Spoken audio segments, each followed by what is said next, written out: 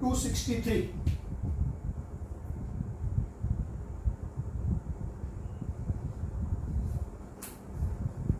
સમાન વીજભારિત બે પિચ બોલ એક જ આધાર બિંદુ પરથી સમાન લંબાઈની દોરી વડે લટકાવેલ છે. સંતુલિત અવસ્થામાં તેમની વચ્ચેનું અંતર r છે. હવે બંને દોરીઓને તેની અડધી ઊંચાઈએ દ્રઢ રીતે બાંધી દેવામાં આવે છે. તે સંતુલિત અવસ્થામાં બંને બોલ વચ્ચેનું અંતર ખાલી જગ્યા થશે. એટલે શરૂઆતમાં તમને એવું આપેલું છે કે અહીંયા આમ બે દોરી છે.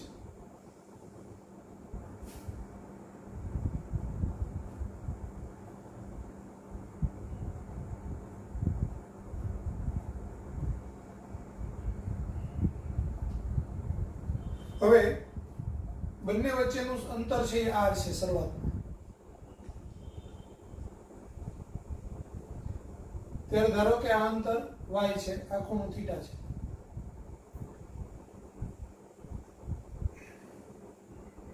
બંને ઉપર સમાન વિદ્યુતભાર છે. આપણે વિદ્યુતભાર ધારી લઈએ કે q છે. તો બંને વિદ્યુતભારો એકબીજા ઉપર અપાકર્ષી પ્રકારનું બળ લગાવશે.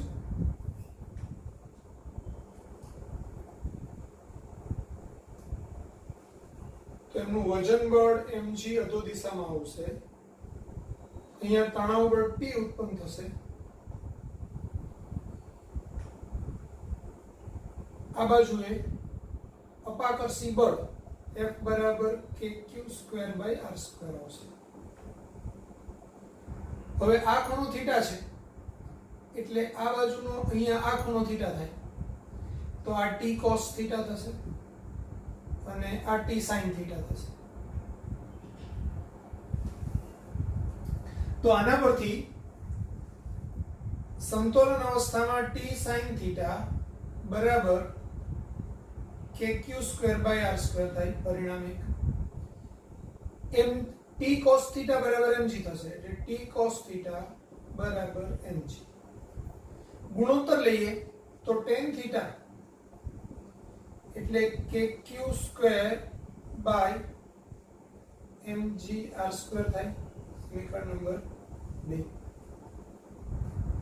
અથવા તો આને 2 કરીએ તો 3 કરીએ. હવે આ tan થીટા છે સમજો, અહીંથી આ અંતર r છે તો આ r નું આ અડધું અંતર થાય r/2. હવે આ થીટા છે તો tan થીટા એટલે સામેની બાજુ છેદમાં પાસેની બાજુ. તો tan થીટા એટલે આકૃતિ પરથી r/2 upon y બરાબર kq²/mgr². tan થીટા બરાબર r/2 upon y. તો r upon 2y એટલે r² ને એક બાજુએ ભેગું કરું અને y ને બીજી બાજુએ લઈ જાઓ તો આપણે આમ કરી શકશું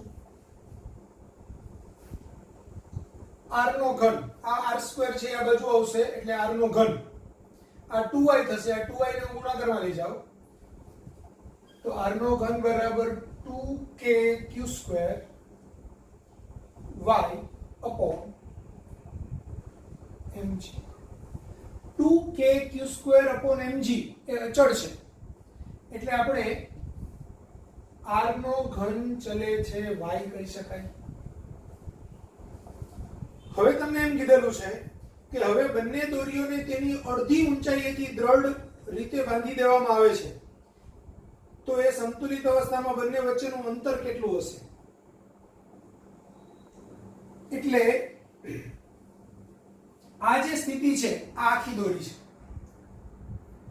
એનું જે સેન્ટર પોઈન્ટ હોય, આનું આ સેન્ટર પોઈન્ટ ને આનું આ સેન્ટર પોઈન્ટ, આ બે સેન્ટર પોઈન્ટ ને ભેગા કરી અને બીજી દોરીથી આપણે બાંધી દઈએ છીએ. અહીંથી અહીંયા સુધીની દોરી ફિક્સ થઈ જશે અને હવે અહીંથી આ બોલ આમ છૂટા પડશે એટલે એની બીજી આકૃતિ હું ડ્રો કરું અહીંયા તો તમને થોડો આઈડિયા આવે.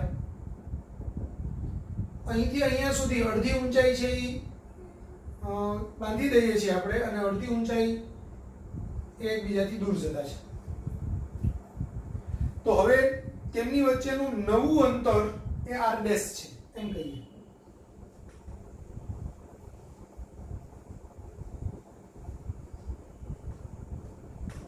અને આ અંતર એ y' છે, એટલે y' બરાબર y/2 થશે, કારણ કે આ અડધી ઊંચાઈએથી આપણે બાંધીએ છીએ, એટલે આ y/2 અને આ y/2.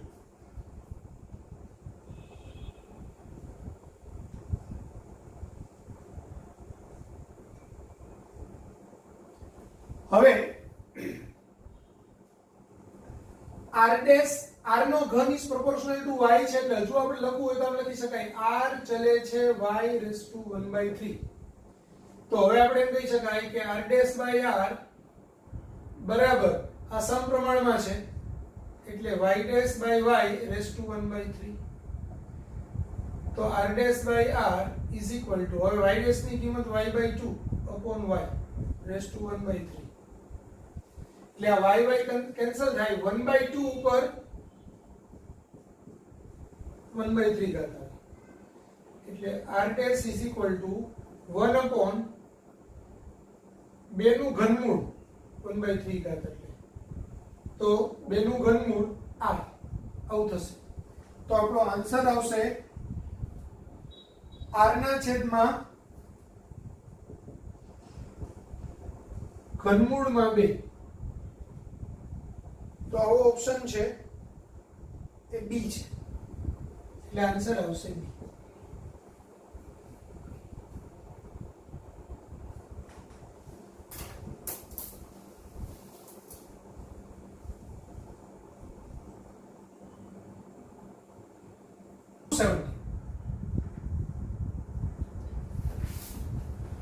ધારો કે પ્રોટોન અને ઇલેક્ટ્રોન પરનો વિદ્યુતભાર થોડો જુદો છે. તેમાંના એકનો વિદ્યુતભાર -e અને બીજાનો e + Δe છે. પરમાણુની ત્રિજ્યા કરતા ઘણા જ મોટા અંતરે રહેલા હાઇડ્રોજનના બે પરમાણુ વચ્ચે લાગતા પરિણામી ગુરુત્વાકર્ષણ બળ અને વિદ્યુત બળ શૂન્ય છે. તો Δe નું મૂલ્ય ખાલી જગ્યા ક્રમનું હોય. હાઇડ્રોજનનું દળ Mn એટલે 1.67 × 10⁻⁻27 kg. હવે ઇલેક્ટ્રોનનું દળ ને પ્રોટોનનું દળ, એટલે હાઇડ્રોજન ના પરમાણુ પરનો વિદ્યુતભાર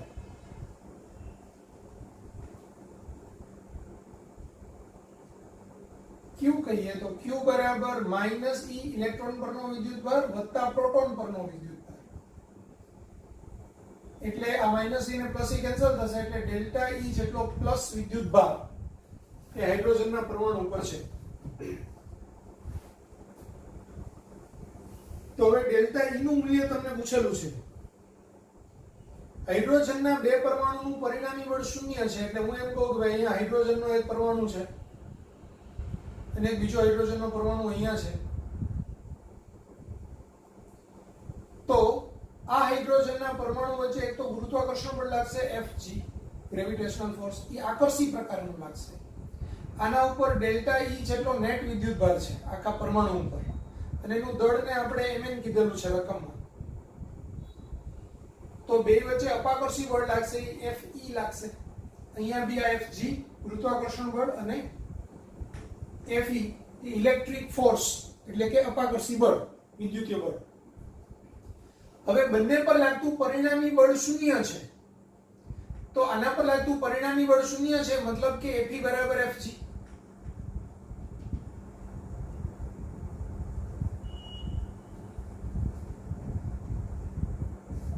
તો તમને Δe નું મૂલ્ય પૂછેલું છે, તો Fe એટલે ઇલેક્ટ્રિક ફોર્સ, તો K Q1 Q2 એટલે Δe, કારણ કે બે ઉપરનો વિદ્યુતભાર Δe છે, અપોન r². બે વચ્ચેનું અંતર ધારો કે r છે.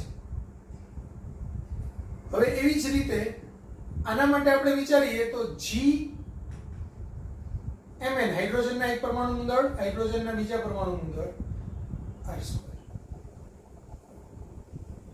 તો r² બંને બાજુએથી કટ થાય. Δe નો સ્ક્વેર બરાબર G/K ઇન્ટુ Mn નો સ્ક્વેર, એટલે Δe બરાબર √G/K ઇન્ટુ Mn. હવે √G એટલે આ 6.67 ગુણાકારમાં 10 ની માઈનસ 11 ઘાત k નું મૂલ્ય આપણને ખબર છે 9 ગુણાકારમાં 10 ની 9 ઘાત અને આનું મૂલ્ય 1.67 ગુણાકારમાં 10 ની માઈનસ 27 ઘાત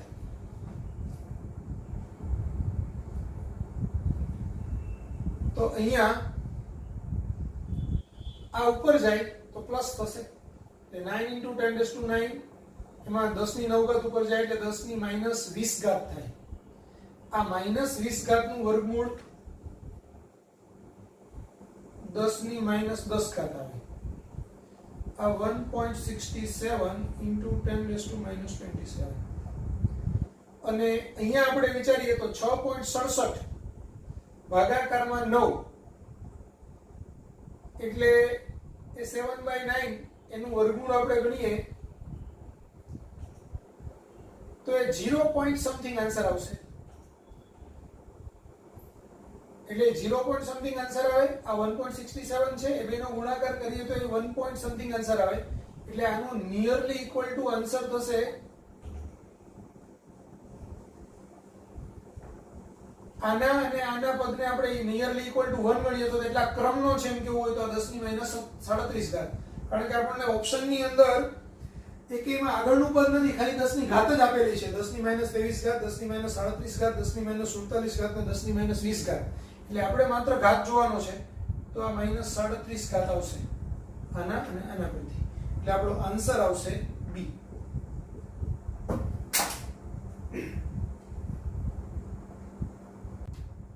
ક્વેશ્ચન નંબર 211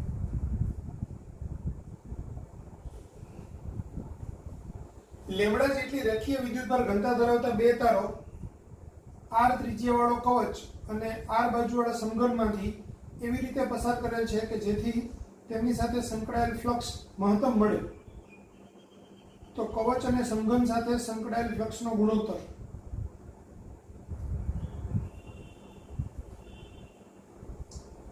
હવે અહીંયા આપણને આવું સમજાવેલું છે કે ભાઈ એક આપણી પાસે r ત્રિજ્યાનું કવચ છે અને એક r બાજુવાળો સમઘન છે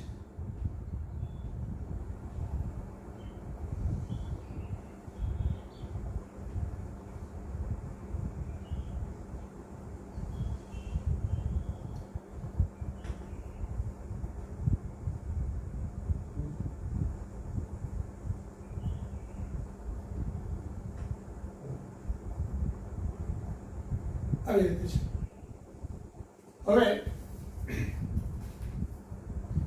અહીંયા સમઘન સાથે સંકળાયેલું ફ્લક્સ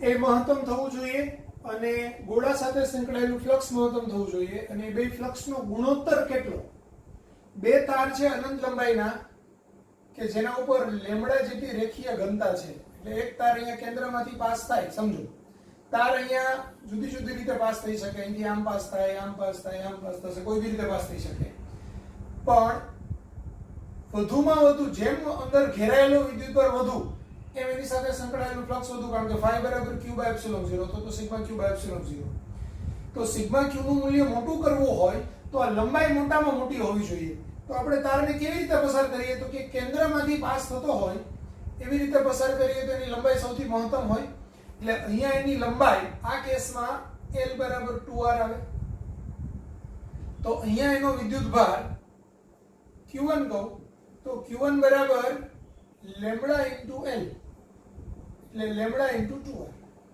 તો એની સાથે સંકળાયેલું ફ્લક્સ phi1 એટલે q1/ε0 એટલે કે 2 લેમ્ડા r/ε0 આ પરિણામ 1 હવે આના કિસ્સામાં હું તારને આમ પાસ કરું અહીંથી આમ પાસ કરી શકું કે અહીંથી આમ ક્રોસમાં પાસ કરી શકું તો જો હું અહીંથી આમ ક્રોસમાં પાસ કરું આ બાજુનો એક છેડો અને બીજી બાજુનો બીજો છેડો તો સમજો આ એક બાજુનું વિકર્ણ હોત તો આ l તો આ √3l થાય જ્યારે આ બાજુનો છે તો એક્ચ્યુઅલી શું થાય આ કાટકોણ ત્રિકોણ આમથી આમ થાય એટલે આ √2l હોય આ l હોય એટલે આ √3l થાય. એટલે આપણે અહીંયા આ લંબાઈને l ડેશ કહું અને આની બાજુની લંબાઈ r છે તો આ √3r થશે. એટલે l તો l ડેશ બરાબર √3r થાય. અહીંથી આમ તાર જતો હોય અનંત સુધી તો અહીંયા તાર આવી રીતે પાસ થાય તો એનો મહત્તમ લંબાઈ છે એ સમઘનની અંદર આવે અને એના કારણે એની અંદરનો વિદ્યુતભાર પણ મહત્તમ હોય એટલે આની સાથે સંકળાયેલું ફ્લક્સ આપણને મહત્તમ મળે. તો અહીંયા અંદર ઘેરાયેલો વિદ્યુતભાર Q2 હોય તો Q2 બરાબર શું થાય લેમ્બડા ઇન્ટુ LS એટલે √3 લેમ્બડા r થશે. તો phi2 ફ્લક્સ એ Q2/ε0 એટલે √3 લેમ્બડા r બાય ε0. આ સમીકરણ નંબર 2. તો હવે તમને આ બે ફ્લક્સનો ગુણોત્તર પૂછ્યો છે તો phi1/phi2 એટલે 2 lambda r by ε0 upon √3 lambda r by ε0. તો આન્સર આવશે 2/√3. તો આપણો આન્સર થશે C.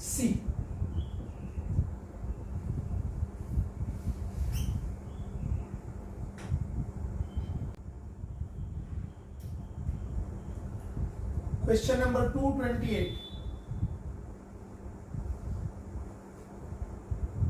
બે લાંબી સુવાહક પ્લેટોને એકબીજાને સમાંતર 2 સેન્ટીમીટર અંતરે ગોઠવેલી છે. જો એક ઇલેક્ટ્રોન સ્થિર સ્થિતિમાંથી ગતિની શરૂ કરી એક પ્લેટથી બીજી પ્લેટ પર 2 માઇક્રોસેકન્ડમાં પહોંચતો હોય તો પ્લેટ પરની પૃષ્ઠ વિદ્યુતભાર ઘનતા ખાલી જગ્યા કુલમ પર મીટર સ્ક્વેર. હવે અહીંયા આમ કહેવા માંગે છે આ એક પ્લેટ છે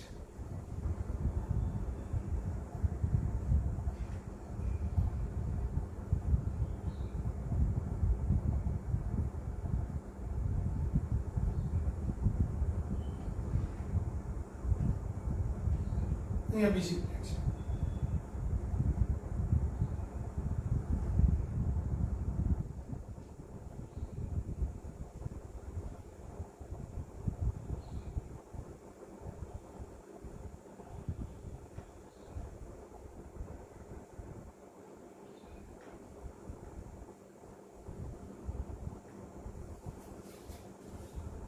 હવે પ્લેટની પૃષ્ઠ વિદ્યુતભાર ઘનતા ધારો કે સિગ્મા છે તો ઉપરની સપાટી ઉપર બી સિગ્મા જેટલું વિદ્યુતભાર નું વિતરણ થશે, નીચેની સપાટી પર બી વિતરણ થશે. આના ઉપર પૃષ્ઠ વિદ્યુતભાર ઘનતા માઈનસ હશે. હવે અહીંયા ઇલેક્ટ્રોન છે તો આ ઇલેક્ટ્રોન ગતિ કરીને નીચે આવશે ઋણથી ધન બાજુએ. એટલે ઇલેક્ટ્રોન પર આના કારણે પણ બળ લાગશે, આના કારણે અપકર્ષી દિશામાં બળ લાગશે અને આના કારણે આકર્ષી દિશામાં બળ લાગશે. હવે આના પરની પૃષ્ઠ વિદ્યુતભાર ઘનતા માઈનસ સિગ્મા છે બંને સપાટી પર અને આની બંને સપાટી પર પ્લસ સિગ્મા છે. સમજો આ એક પ્લેટ હોય, હવે આ સપાટી પર પૃષ્ઠ વિદ્યુતભાર ઘનતા સિગ્મા હોય અને બીજી સપાટી પર બી સિગ્મા હોય તો શું થાય? આ સિગ્માના કારણે અહીંયા વિદ્યુત ક્ષેત્રની ઘનતા σ/2ε0, આના કારણે પણ σ/2ε0, એટલે આખી પ્લેટના કારણે 2σ/2ε0 એટલે કે σ/ε0 થાય. હવે આને આના કારણે σ/2ε0 અને આના કારણે પણ σ/ε0 એટલે કુલ વિદ્યુત ક્ષેત્ર થશે 2σ/ε0 વચ્ચેના વિસ્તારમાં.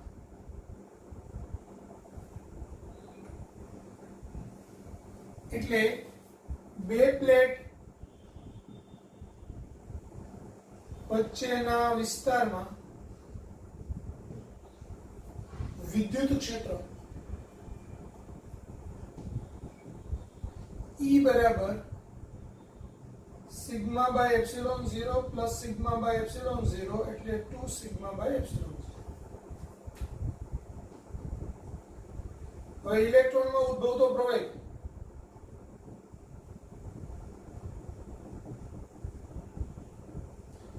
E બરાબર E by m, f by m, f એટલે e, તો e upon m એટલે e by m 2 sigma by epsilon 0.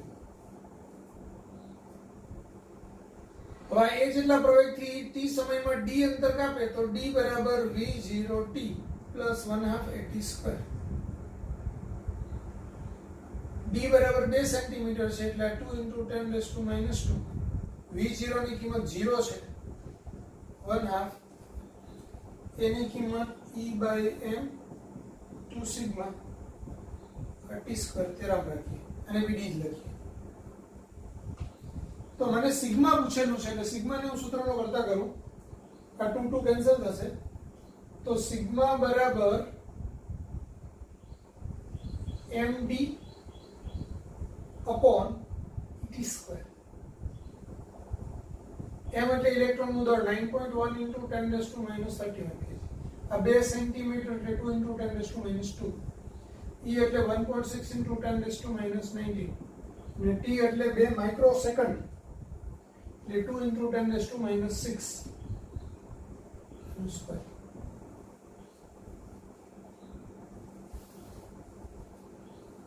તો અહીંયા 1 2 2 કેન્સલ થશે, 1 2 વધશે એટલે 9.1 upon 3.2 into આ 10 ની -12 ઘાત, આ -19 ઘાત, 19 ને 11 30 ને 31 ઘાત, આ -31 છેદમાં અંશમાં બી -31 ઘાત એટલે કેન્સલ, આ 10 ની -2 ઘાત બચશે.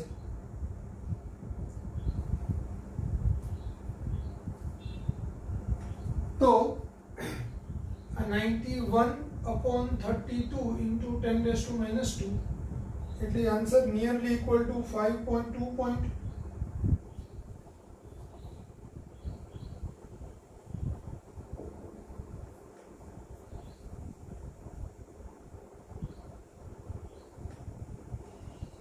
અહીંયા એપ્સિલોન 0 રહી ગયેલું છે.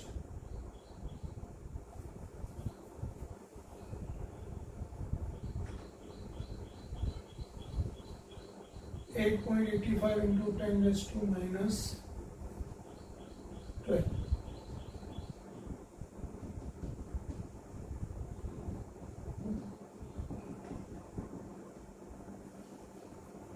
તો આપણે ગણતરી કરીએ. 8.85 ગુણાકારમાં 91 ભાગાકારમાં 32 એટલે 25.16 10 ની -14 ઘાત કુલમ મીટર રેઝ ટુ -2 એટલે 2.6 ને 2 પર નાખીએ તો 2.62 10⁻13 કુલમ પર મીટર સ્ક્વેર. એટલે આપણો આન્સર આવશે બી.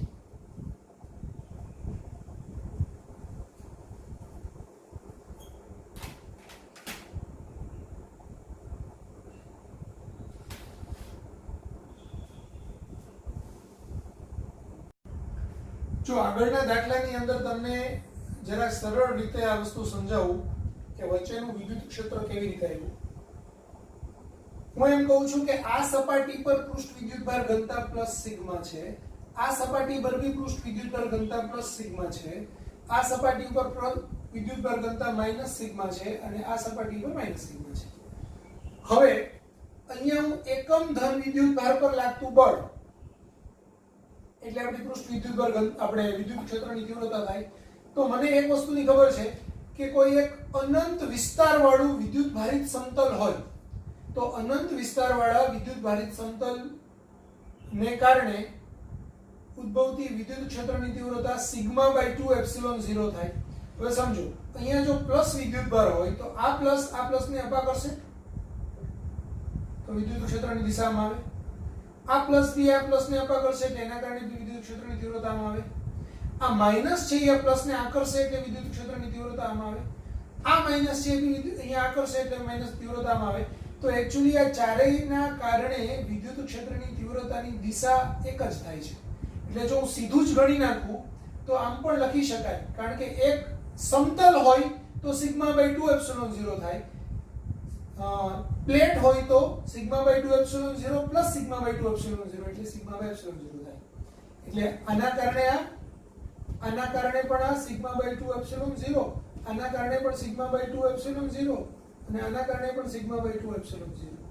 અહીંયા માત્ર મૂલ્ય રેખા છે, દિશા લોજિક થી નક્કી કરી કે આ દિશા આવે ચારેયના કારણે. તો સીધું થાય 4σ/2 એપ્સિલોન 0 એટલે 2σ/એપ્સિલોન 0.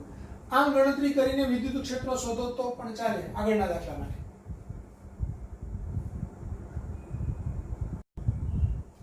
Question number 286.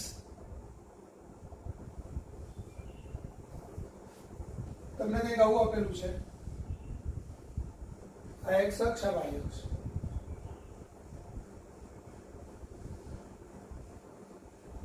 અહીંયા -q3 વિદ્યુત ભાર છે, આ ખૂણો થીટા છે, આ અંતર a છે, અહીંથી આટલું.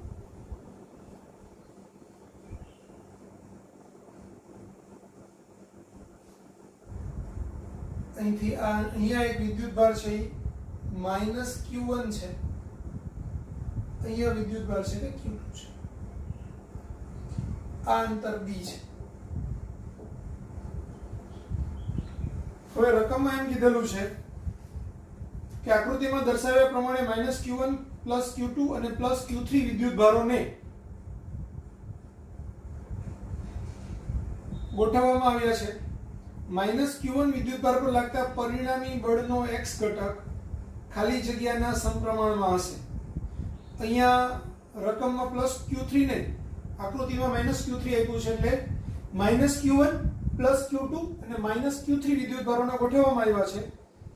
તો -q1 પર લાગતા પરિણામી બળનો x ઘટક ખાલી જગ્યાના સમપ્રમાણમાં હશે એવું આપણે કહેવાનું છે. હવે સમજો, લોજિક થી આપણે એને સોલ્વ કરીએ. આ માઈનસ એ બંને બળો એકબીજાને અપા કરશે એટલે આનું પરિણામી બળ F13 q1 પર q3 વડે લાગતું બળ એ આ ડાયરેક્શનમાં આવશે. આ બળનું માત્ર મૂલ્ય છે, દિશા નથી, સદિશ નથી બતાવતો. F13 એ મૂલ્ય છે, આ એનો સદિશ છે, એના બે ઘટક પડે એટલે અહીંયા આપણે આમ વિચારીએ ને તો આ થીટા હોય તો આ પણ થીટા થાય. થીટાના આપણને બે ઘટક મળે, એક ઘટક આ બાજુએ મળશે અને એક ઘટક આ મળશે. હવે ખૂણો અહીંનો થીટા છે એટલે આ F13 cos થીટા થશે અને આ F13 sin થીટા થશે.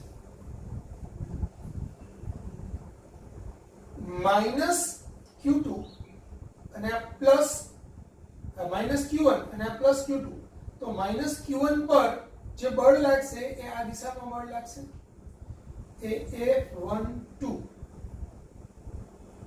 તો હવે x ઘટક q1 પર લાગતા પરિણામી બળ નો x ઘટક F1x, તો એ શું થાય? F13 sin થીટા વત્તા F12 એટલે F13 sin થીટા, કારણ કે આ x દિશામાં છે, આ x દિશામાં છે, આનો y ઘટક 0 છે. આ F13 sin થીટા આનો x ઘટક છે. તો F13 એટલે q1 q3 આ બે વચ્ચેનું અંતર a એટલે k q1 q3 by a square sin theta વત્તા F12 1 અને 2 વચ્ચેના બળનું માત્ર મૂલ્ય, દિશા નથી લેતા, તો k q1 q2 upon b નો સ્ક્વેર. આમાંથી આપણે શું કોમન નીકળશે તો કે k q1 બે માંથી કોમન નીકળશે એટલે q2 by b square ગોઠવીને લખું અને q3 by a square sin theta આ f1x. તો શેના સમપ્રમાણમાં છે? અચળ છે બે માટે, તો f1x ચલે છે q2 by b સ્ક્વેર વત્તા q3 by a square sin theta થાય. એટલે આપણો આન્સર આવશે બી.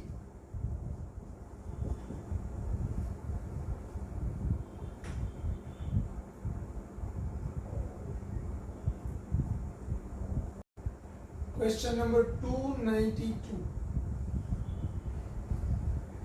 એક ઘન ગોળાની ત્રિજ્યા r પર કુલ વિદ્યુતભાર q છે અને તેના પર વિદ્યુતભાર ઘનતા ρr બરાબર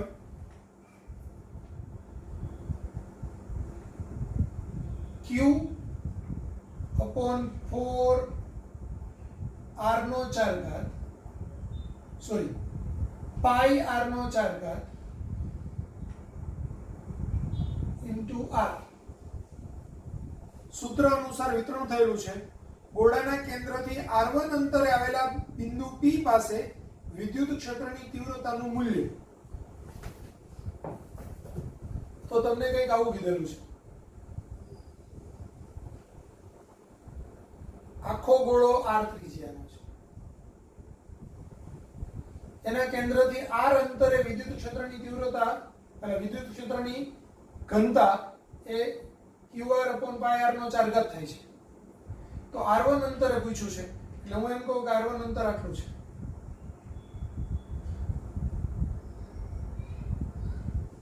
r1 અંતરે p બિંદુ આવેલું છે ત્યાં આપણે ઘનતા પૂછેલી છે. આ ઘનતા શોધવા માટે હું કેન્દ્રથી x અંતરે એક સૂક્ષ્મ કવચ આવેલું છે એવું વિચારું.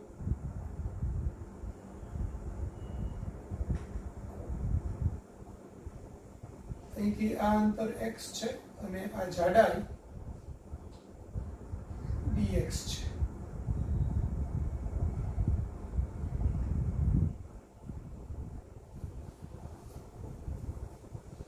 તો dv આ કવચ છે ને એના માટે 4 પાઈ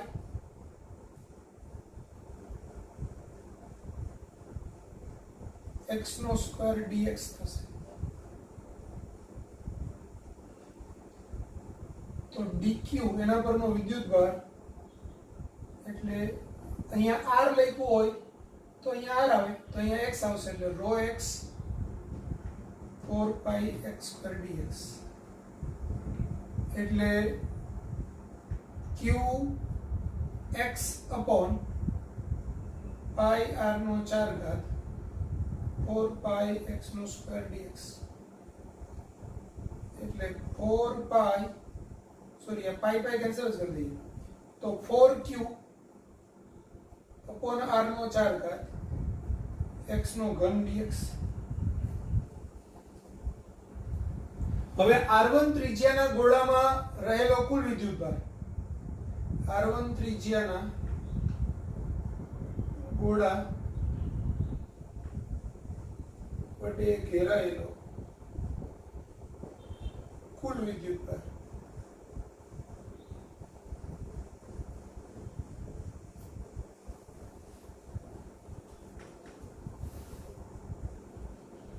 q બરાબર સંકલન dq 0 થી r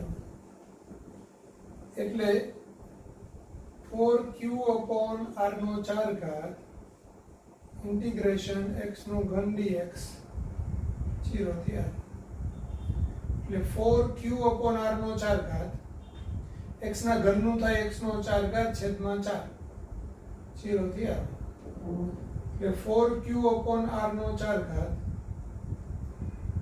r1 નો 4 ઘાત છેદમાં 4 માઈનસ 0 આ 4 4 કેન્સલ એટલે q r1 નો 4 ઘાત છેદમાં r નો 4 ઘાત.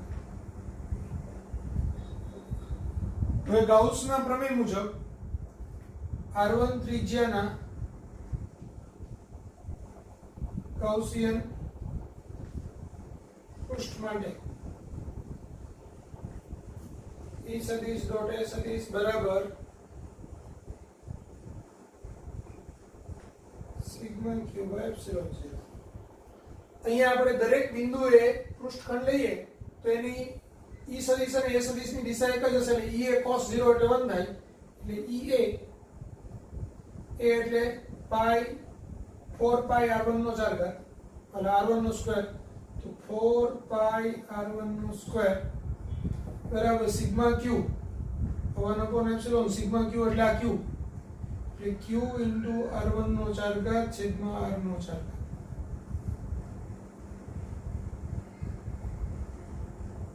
તો આ એક r1 નો સ્ક્વેર ને અહીંયા r1 નો સ્ક્વેર કેન્સલ થાય એટલે r1 નો સ્ક્વેર બચે તો e બરાબર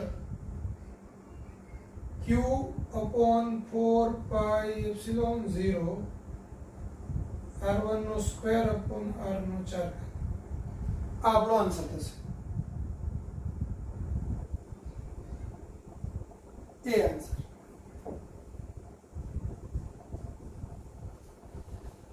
અને આપણે ગાઉસિયન પૃષ્ઠની રીતે ન કરવો હોય તો આમ પણ કરી શકાય મેં આટલા વિસ્તારનો વિદ્યુત ક્ષેત્ર આપણે વિદ્યુત ભાર શોધી લીધેલો છે આ કવચ છે કવચના અંદરના વિસ્તારમાં વિદ્યુત ક્ષેત્ર શૂન્ય હોય એટલે આ બિંદુએ અહીંના વિદ્યુત ભારને કારણે અહીંયા કોઈ વિદ્યુત ક્ષેત્રની તીવ્રતા ઉત્પન્ન થતી નથી પણ આટલા ગોળાનો વિદ્યુત ભાર કેટલો છે q તો આપણે આની જગ્યાએ આટલા પોર્શનની જગ્યાએ બીજી રીતે ગણવો હોય તો આમ પણ ગણી શકીએ કે ભાઈ r1 ત્રિજ્યાના કારણે એના સપાટી પર વિદ્યુત ક્ષેત્રની તીવ્રતા તો વિદ્યુત ભારિત ગોળાની સપાટી પર વિદ્યુત ક્ષેત્રની તીવ્રતા એટલે કે q/r² થાય તો અહીંયા ત્રિજ્યા r1 છે એટલે આ k q/r1 નો સ્ક્વેર થાય હવે આ k એટલે 1/4πε0 આ r1 નો સ્ક્વેર ગુણાકારમાં q ની કિંમત q r1 નો 4 ઘાત છેદમાં r નો 4 ઘાત r1 સ્ક્વેર કેન્સલ એટલે r1 નો સ્ક્વેર આવે તો q upon 4 pi epsilon 0 q r1 નો સ્ક્વેર r નો 4 ઘાત તો આ રીતે કરીએ તો પણ આન્સર એ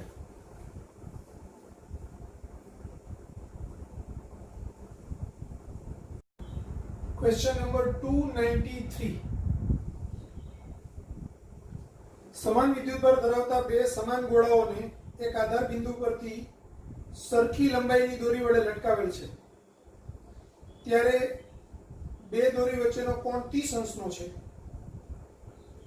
જ્યારે 0.6 ગ્રામ પર સેન્ટીમીટર ક્યુબ ઘનતાવાળા પ્રવાહીમાં ડૂબાડવામાં આવે ત્યારે બે દોરી વચ્ચેનો કોણ ગોળાઓ હવામાં હતા ત્યારે જેટલો હતો તેટલો જ રહે છે જો ગોળાઓના દ્રવ્યની ઘનતા 1.6 ગ્રામ પર સેન્ટીમીટર ક્યુબ હોય તો પ્રવાહીનો ડાઇલેક્ટ્રિક અચળાંક ખાલી જગ્યા છે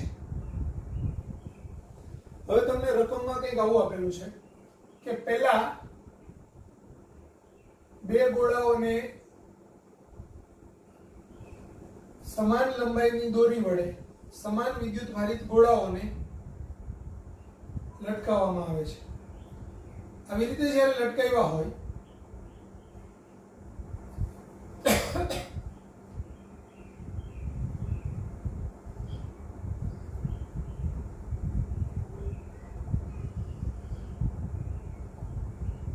ત્યારે એની વચ્ચેનું અંતર r છે આ ખૂણો 15 અંશનો છે આખો ખૂણો 30 અંશનો છે એટલે આ ખૂણો 15 અંશનો થશે આ 15 અંશનો થશે હવે આ બે ઉપરના વિદ્યુતભાર q છે તો આનું વજન બળ mg અધો દિશામાં લાગે આના ઉપર કે q સ્ક્વેર હતો તો 1/4πε0 q સ્ક્વેર r સ્ક્વેર બળ અપાકર્ષી દિશામાં લાગશે તણાવ બળ t લાગશે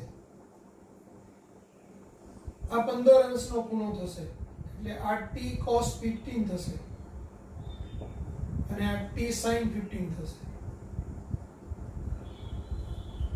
તો આપણે આને સરખાવી દઈએ આ બેને સરખાવી દઈએ તો t sin 15 અંશ બરાબર q square upon 4 pi epsilon 0 r square અને t cos 15 અંશ બરાબર mg upon mg છે. આ બેને કમ્પેર કરીએ એટલે ભાગાકાર કરીએ તો sin 15 છેદમાં cos 15 એટલે tan 15 અંશ બરાબર q square upon 4 pi epsilon 0 r square into mg.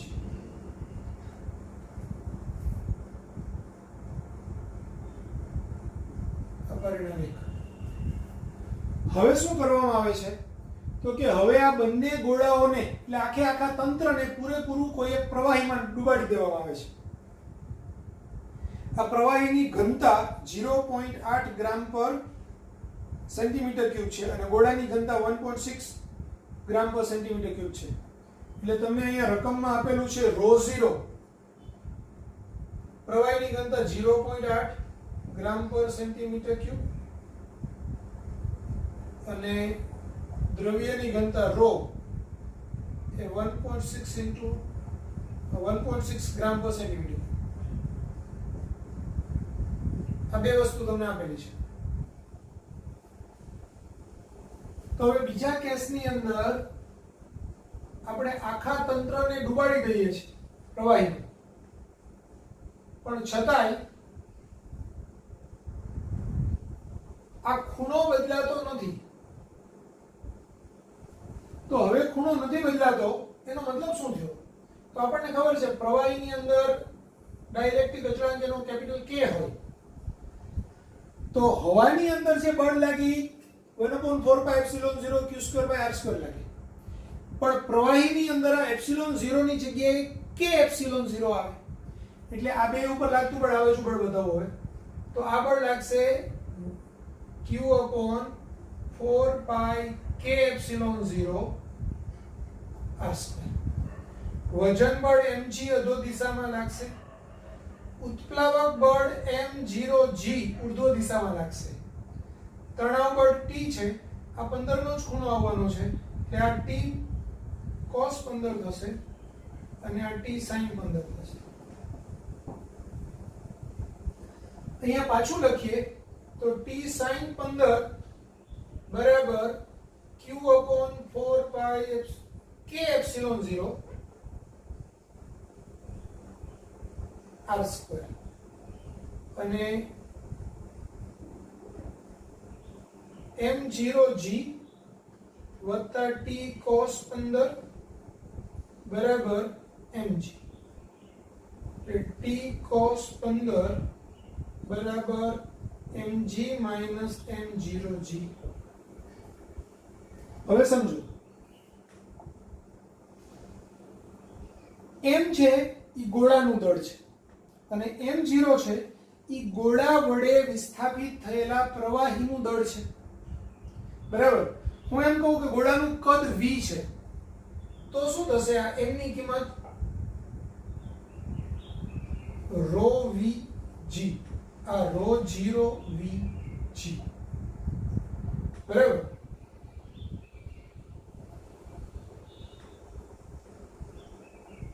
હવે આમાંથી હું ρ કોમન કાઢી લઉં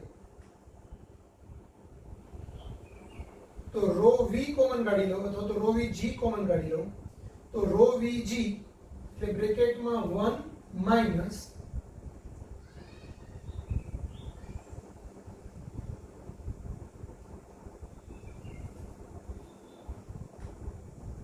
ρ0 upon ρ આવું થશે.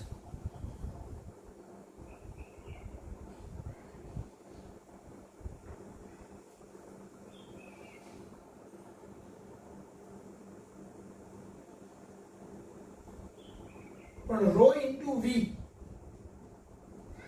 એટલે ગોળાનું દળ m એટલે mg 1 minus ρ0 by ρ. હવે આ બંનેનો ગુણોત્તર લો તો tan 15 અંશ એટલે q upon 4 pi k epsilon 0 r square છેદમાં mg અહીંયા હજુ લસા લઈ લઈએ આપણે, તો mg rho minus rho 0 upon rho થાય, એટલે અહીંયા rho minus rho 0 upon rho ઈ રો અંશમાં જશે. આ સમીકરણ નંબર 2. હવે અહીંયા બી tan 15 અંશ બરાબર આ છે અને અહીંયા બી tan 15 અંશ બરાબર આ છે, તો સમીકરણ 1 અને 2 ને સરખાવતા 1 અને 2 ને સરખાવતા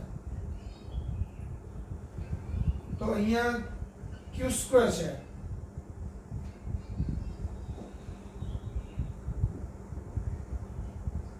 તો q² upon 4 pi epsilon 0 r square mg. આ બાજુએ q² rho 4 pi k epsilon 0 r square mg rho minus rho 0. બંને બાજુએ q² cancel, 4 pi epsilon 0 r square mg 4 pi epsilon 0 r square mg cancel, એટલે અહીંયા આવશે 1, અહીંયા આવશે row ના છેદમાં k rho minus rho 0. k ને હું ગુણાકારમાં લઈ જાઉં તો k બરાબર રો ના છેદમાં રો માઇનસ રો 0. બેમાં ઘનતા સરખી છે, એટલે આ 1.6 છેદમાં 1.6 માઇનસ 0.8, એટલે આ 0.8, તો 1.6 ના છેદમાં 0.8, એટલે આન્સર આવશે 2. તો k બરાબર 2 આવશે.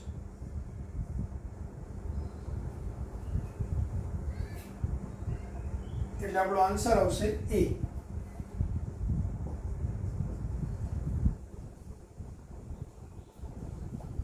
જો એક વખત ફરીથી રિવિઝન કરાવી દઉં, તમને ક્વેશ્ચન એવો આપેલો છે કે ભાઈ એક સરખી L લંબાઈની દોરી વડે બે સમાન વિદ્યુત ભારિત ગોળાઓ, સમાન દળના બે ગોળાઓ, બંનેનો પરનો વિદ્યુત દર બી સરખો છે, એને પહેલા હવામાં લટકાવવામાં આવે છે. હવે બંને અપાકર્ષણના કારણે એકબીજા સાથે 30 અંશનો ખૂણો બનાવે છે શરૂઆતમાં.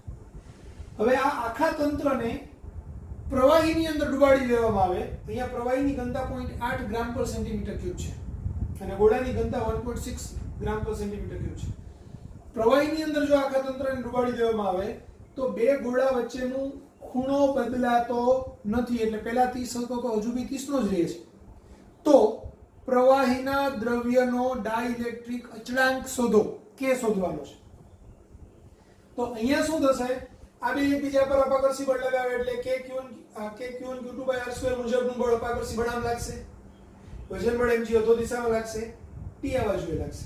t ના બે ઘટક પડશે, આ 15 નો ખૂણો એટલે આ 15 નો ખૂણો, એટલે આ બાજુનો ઘટક t cos 15, આ t sin 15. t sin 15 બરાબર આ સમતોલનમાં છે અને આના બરાબર આ, એ બેનો ભાગાકાર કરીએ એટલે tan વાળું એક સમીકરણ બને. આ સમીકરણ 1. હવે બીજા કિસ્સામાં આખાને આપણે પ્રવાહીની અંદર ડુબાડી દીધેલું છે. આખું તંત્ર છે એ પ્રવાહીમાં ડૂબી ગયેલું છે. તો પ્રવાહીની અંદર બી આ એકબીજા ઉપર અપાકર્ષી બળ લગાવશે, પણ પ્રવાહીનો ડાઇલેક્ટ્રિક અચળાંક k હોય તો અપાકર્ષી બળ લાગશે 1/4 pi k epsilon 0 q²/r². આ બાજુએ તણાવ બળ T, વજન બળ mg અધો દિશામાં. હવે આ પ્રવાહીમાં ડૂબેલો છે તો એના ઉપર ઉત્પ્લાવક બળ લાગે, પ્રવાહી વડે વિસ્થાપિત થયેલા જેટલું પ્રવાહી કદ હોય એનું પ્રવાહીના વજન જેટલું, એટલે m0g.